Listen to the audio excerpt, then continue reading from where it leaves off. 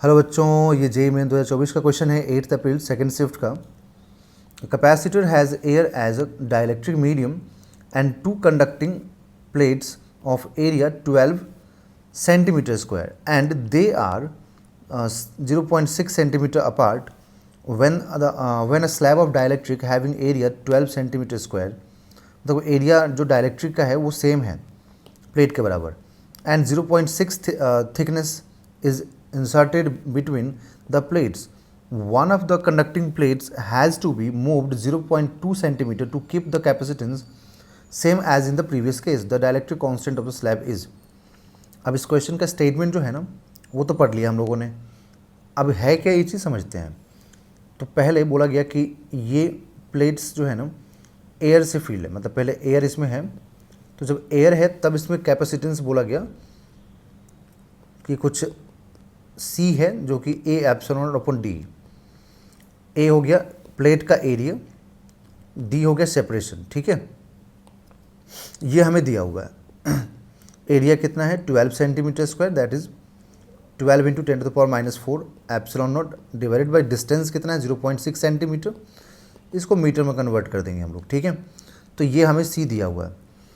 उसके बाद बोल रहा है कि अब हम लोग जब इसी को है ना, जब इसी डायलेक्ट्रिक को हम लोग ऐसे फिल कर देंगे, मतलब सेम एरिया के पूरे सेम थिकनेस को कवर करते हुए एक डायलेक्ट्रिक से, तब जो नया कैपेसिटेंस होगा। तो देखिए जब डायलेक्ट्रिक से फिल करते हैं बच्चों तो होता क्या है कि dielectric constant into A epsilon not by D हो जाता है, मतलब सिर्फ इसमें एक डायलेक्ट्रिक कांस्टेंट से मल्टीप्लिकेशन हो जाता है।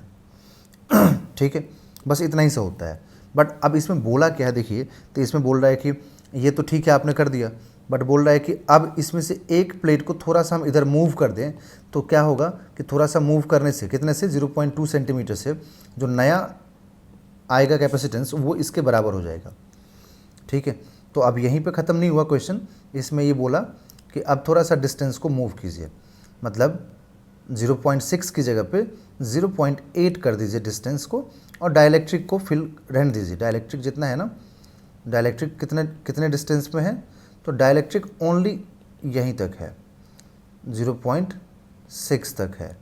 बट बोल रहा है कि प्लेट्स को अब 0.2 से और मूव कर दीजिए जिससे कि कैपेसिटेंस सेम हो जाएगा।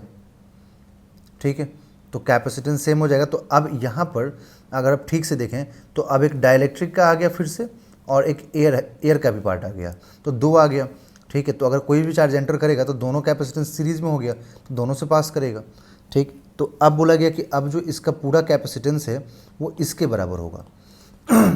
ठीक है, तो हमें क्या करना होगा कि पहले यहाँ पर हमें इसको लिखना पड़ेगा कि ये C1, मतलब पहले ये फाइंड करना पड़ेगा। C1 is equal to K into A epsilon not divided by 0.6 का डिस्टेंस है, तो हम डिस्टेंस वही रखेंगे है ना। अब C2 लिखते हैं जो जिसमें एयर है, तो एयर वाले पार्ट में क्या है, तो सिर्फ एरिया मतलब सेम है, एरिया सेम है।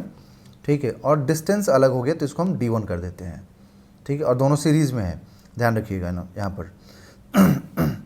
तो अब ये जो C1 है ये K टाइम्स ऑफ C हो जाएगा। C मतलब ये वाला पार्ट।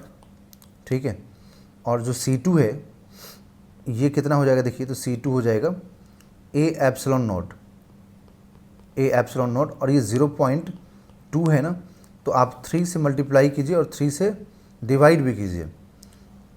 इसको मैं सिंप्लीफाई कर रहा हूँ, जस्ट सिंप्लीफाइंग प्रोसेस में हूँ मैं इसको लेकर के। तो यहाँ पर हो जाएगा 3A एप्सिलॉन नॉट बाई 0.6। तो 0.6 का मतलब यही वाला डिस्टेंस हो गया ना, ये वाला, तो मतलब ये भी C हो गया एक तरह से।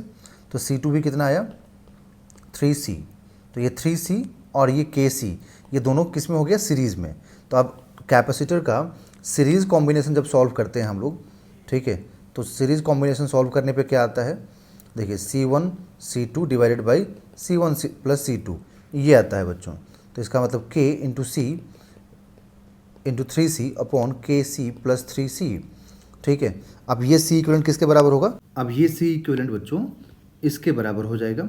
ठीक है, क्योंकि यही तो बोला है कि जब हम 0.2 डिस्टेंस इसको खिसका देंगे तो वो इनिशियल के बराबर हो जाएगा। ठीक है, तो हम लोग क्या करें, इस सी इक्विवेलेंट को इनिशियल के बराबर कर देते हैं। ठीक है, तो सी इक्विवेलेंट इक्वल टू सी कर देंगे।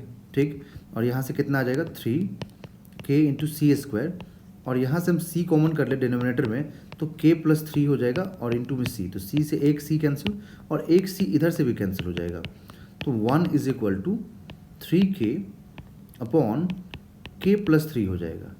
ठीक है, अब क्रॉस मल्टीप्लिकेशन कर दें तो k plus 3 is equal to 3k, तो यहाँ से 3 is equal to 3k minus k आ जाएगा, that is 3 is equal to 2k, then k is equal to 3/2, तो यहाँ से k का वैल्यू कितना आया 1.5, तो डाइलेक्ट्रिक कांस्टेंट आ जाएगा 1.5, that is option number 3 is a right answer.